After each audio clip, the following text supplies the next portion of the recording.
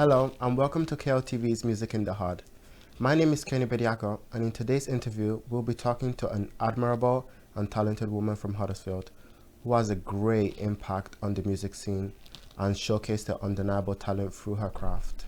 Ruby Wood is a 4 times platinum vocalist and songwriter who has worked with artists such as Krept Konan, Wah and Bryson Tiller. She is also the lead vocalist of the band Submotion Orchestra and has been since 2009. She has toured worldwide and has released countless studio albums and EPs. Ruby is here with us today to talk all about her origins with music, the process of writing a song, and much more. But before we get into the fun, Ruby, thank you for taking the time to join us today. How are you? I'm great, thank you. I'm good. I feel like spring is coming now, so I'm feeling a bit more happier. Definitely. The weather's definitely getting better. So the first question is, when did your passion for writing and singing begin?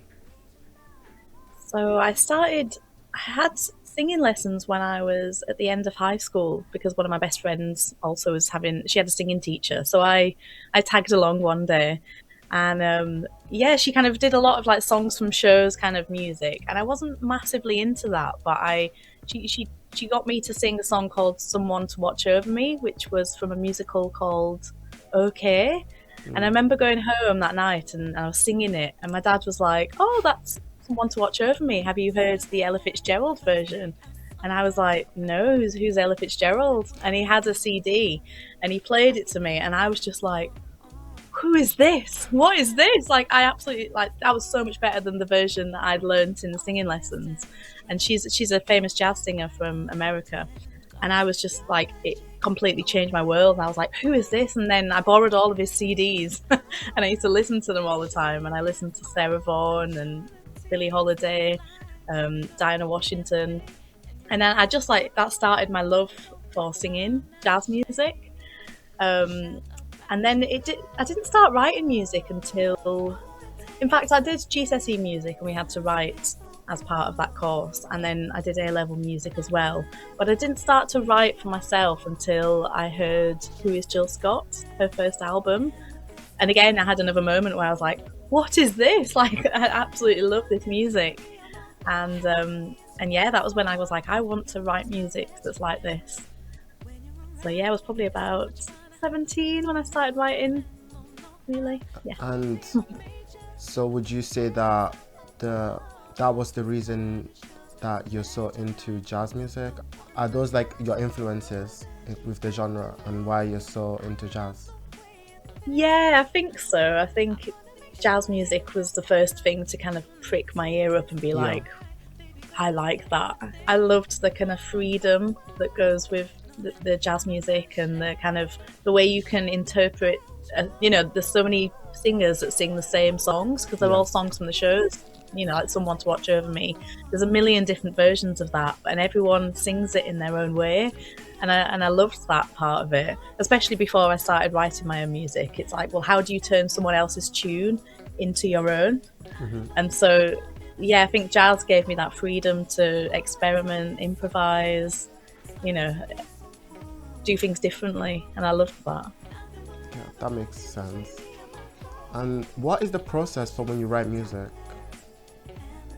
So when I start writing music, I've heard of creative people talk about this, where we're all creative beings and there's all these ideas floating around above us and we are just like vessels.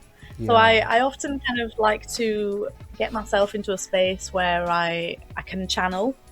I know it sounds a bit hippy-dippy, but I kind of, if you're kind of if you're in a stress or if you're in a grump or whatever, you're not going to be in a good space to create, are you? So, I like lighting incense and having a cup of tea, and making my space kind of so that I can channel that energy. And then if somebody sends me a beat or something, I will listen to it, maybe listen to it once, and then I'll get my phone, the voice recorder on my phone. I get that, and then I'll close my eyes and I'll have that playing maybe from my laptop, and then I'll just improvise. I'll just sing And it doesn't matter if it sounds terrible or if it sounds good, or it's kind of just that, again, the jazz mentality of like the freedom. You're not thinking about it, you're just getting it out. And I'll do that maybe like 2-3 times until I start to find like a piece of melody where I'm like, that's it, you know. And usually actually the first ideas are the best, really, than that, where you're not conscious, you're just allowing it to channel through. So yeah, melody always comes first for me, and I think that comes from being inspired by jazz. I just can hear melodies first. I also played steel pan as well when I was younger, that was all melody.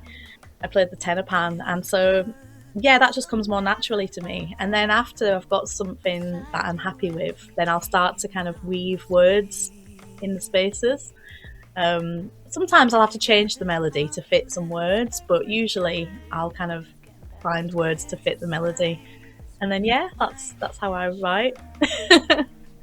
What's been the like best place for you to write then, since you said that you need a place to really get the energy and channel it? Where's been the best place for you to write This music? is my studio in my house. It's just my attic bedroom, but I can close the door, I can close the curtains, I can light my little incense, and I can just get into a nice just a nice energy where I can shut the world out. I don't have to think about other things and just, you know, focus on what I'm doing.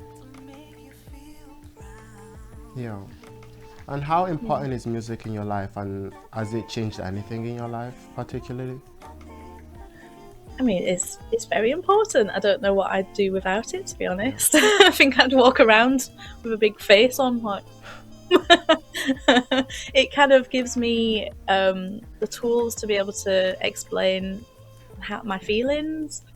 It connects me to other people far and wide, you know, like I've connected with musicians all the way in the States. I was in Morocco last week. I went and had a little holiday with my boyfriend, and we went to a jazz bar, and there was amazing musicians on stage, and I found them all on Instagram and I followed them, and they followed back, and then, you know, they came up and met, and we were talking, and even though we didn't have, you know, they didn't speak much English, I obviously didn't speak any Arabic, but we were still able to communicate. And I just think music is amazing for that. Yeah. How you can connect with people. So yeah, it's a big part of my life, and I honestly can't imagine life without it. And would you say that being an artist that writes music about feelings, does that help you be more open about your feelings and like speaking, just not shutting anything in, or like just keeping anything in? Does that help you in that at least aspect in your life? Oh, 100%, definitely. I think I did used to struggle when I was writing personal songs, because I was like, oh, if somebody listens to that, they might think that, you know, that's what's going on for me, or they might, you know, interpret it wrong. And I was a bit shy, I remember, about that. But I think as I've got older, and you know, it's kind of less about you and more about the kind of shared collective experience of it. And if you're expressing something, then somebody could listen to that and also feel comforted by you expressing something, and you might be talking about something completely different, but they might read into your music and be like, you know, I've had people send me messages and saying that like the first Submotion album has got them through really difficult times in their lives, and that means the world to me, you know, if you can help in some way. Yeah, it's bigger than you. I really do love to hear that. Yeah, me too. It means a lot. It takes it out of the you, all about you, and it becomes, you know, healing, I guess, which is good. And I know you've been in bands, you've done solo music, and you've also been in a choir. How would you compare all of those experiences, and which one do you know, prefer? Oh, so I love them all for their different things. Being in a band has been an amazing experience, and the band that I'm in, Submotion Orchestra, it was just me and 6 boys, and so I've kind of felt, and a manager as well, so 7. So I felt I felt like a lot of things I didn't learn how to promote the music because that was taken care of. I didn't learn really how to produce Submotion's music because that also was taken care of. And so a lot of things I took for granted. Yeah. And then when I'm still in Submotion, but I've also launched my solo project. And I was kind of met with a bit of a rude awakening. It was like, oh, what I have to reach out to, like I have to do all of the things that was already taken care of. So I've really had to go back to square one and kind of learn a lot and produce my own music, reach out to managers, public, like producers, and get my own gigs. And like with Submotion, I never get scared as well when I go on stage because I feel like I've got a group behind me. But whereas when I'm doing my own music, I get really terrified. If people don't like it, it's all on me. Whereas with the band, it was like, well, 6 other people wrote this, so if you don't like it, So it's tough in that sense. But then also when people do like my music, if it's just mine, then I can take all of their credit, and that's also really nice as well. Being in the choir, I absolutely love singing with other people. There's no better feeling because there's no ego. Everyone is all in it together. You're part of the section. It's not even about your voice. It's about you singing with others. I just love it. It's amazing. So yeah, I love each thing for their own reasons. So with the independence that you get from being a solo artist, I know you said that it's a bit scary, but do you feel rewarded by it? Oh yes, definitely. When I released my my first EP in 2023, I just felt so proud, because I'd never actually released something that was just mine, and I knew that I had the creative control over all of it. I had the say of what the album title looks like, what the album cover looks like, and the arrangement of the songs, and who was playing on it, and the lyrics were all mine, and it was just I felt really proud. And I might have it here actually. I don't know if I've got one. I've seen that. Yeah, when I released that, I was just like, wow, I'd never had that before. Yeah. So yeah, proud. Is it something that you just want to do again? Definitely. Well, I've got my new EP coming out this year, which is it's longer than this. Actually, this is only 5 tracks, but my EP is it's more an album really. It's 8 tracks long, and I've got some amazing collaborations on there as well. I've got have you heard of Jay Diller? No. He's an amazing producer from the States. I've got his. Yeah, well, so he's like famous. He's sadly no longer with us anymore, but his brother, Illa J, he's amazing. So he's featuring on one of my songs. And I've also got another singer called Devon Tracy, who's again amazing singer. And then I've got some collaborations from Manchester rappers, a guy called Abnormal Sleeps, and a singer called Predo as well. So yeah, really excited about this new project. How does it feel to collab with people? What's the process of that? So it's different ways really.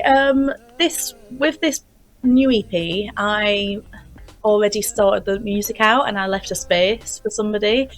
The song, my lead single, which is called This Thing Called Life, which features Illa J Dilla's brother. That's had 4 different people on it before him. And it just didn't work for whatever reason with the different people, and then we finally ended with him, and it was like, oh, that's it, perfect. So yeah, collaborating I love collaborating. I love hearing what other people have got to say and bouncing ideas off each other, and I love that. Some people find it difficult, but I love it. And I know you've got new music coming out, and do you have any specific music influences? I know you've already discussed that jazz is the major genre for you, but do you have anything else that you pull from? So I absolutely love R&B. Obviously singers like Alex Isley, like Masego, God, so many people, so many UK people. Emma V, Ego May, Marie Dahlstrom. Like, there's so many people that I love and I'm inspired by. Yeah, I'd say R&B, but then recently I've started DJing as well, and through learning how to DJ, I've discovered new music that I kind of probably didn't listen to beforehand, and that's kind of like made me.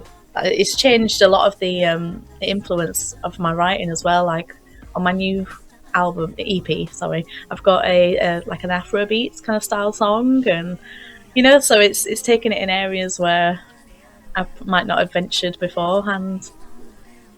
So yeah, it's really exciting, and I've got a new album coming out with Submotion Orchestra as well. That's coming out in May, and we've got a tour in May as well. So lots of exciting things. Speaking of tour, what are the biggest challenges and payoffs you faced when on tour? So tour, I absolutely love tour. It's the reason why I make music is because I'm just a big show off, really, and I like to be on stage.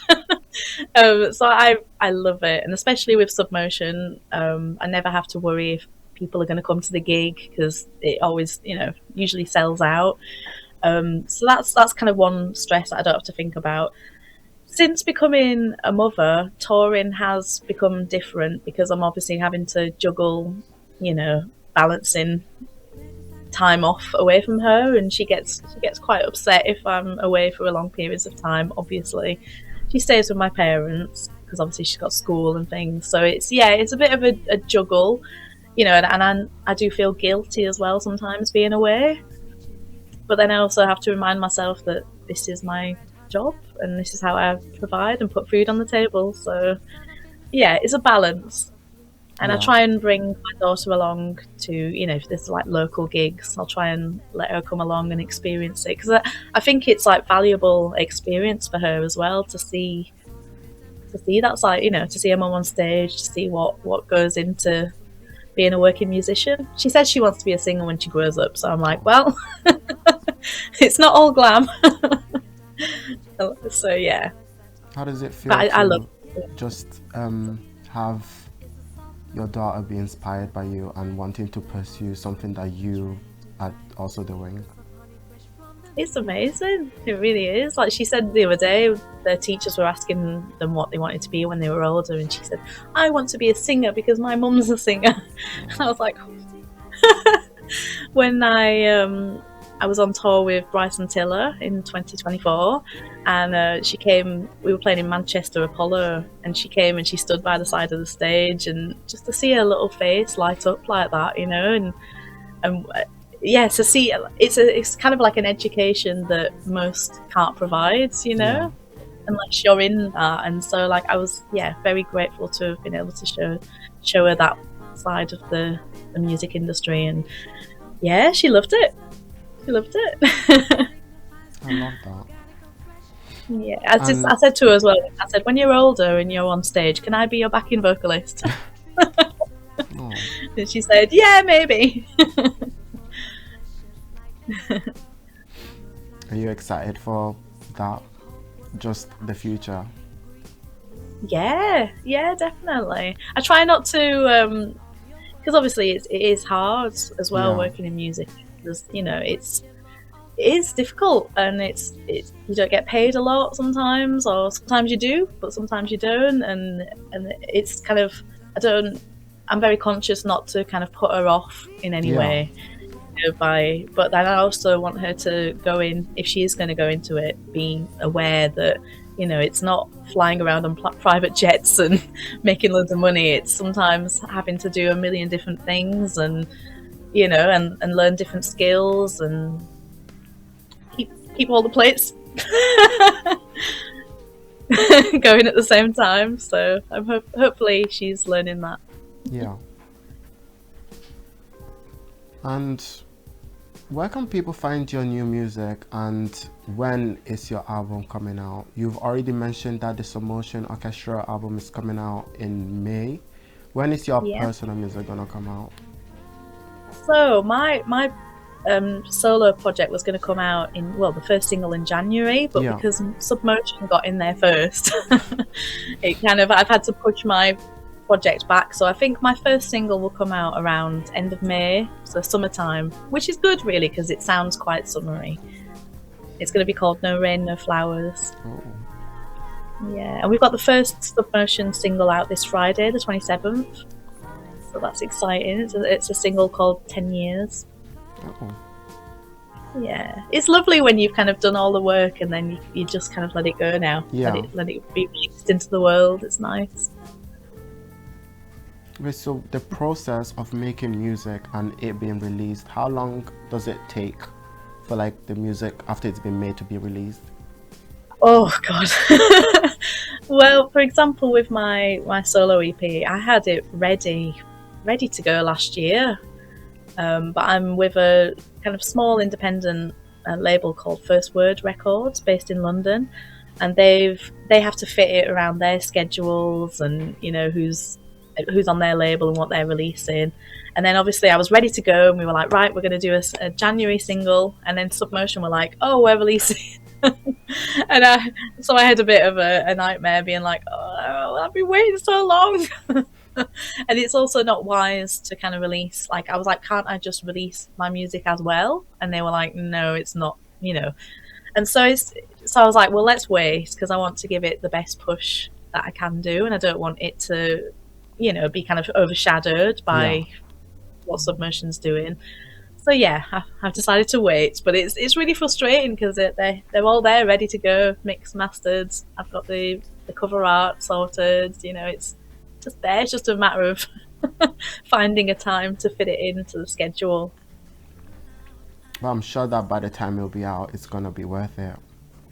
I think so, yeah. And like I said, it does sound quite summery. Yeah. So hopefully it'll be released in nice weather and people have, it'll be received well, and we'll just have to see.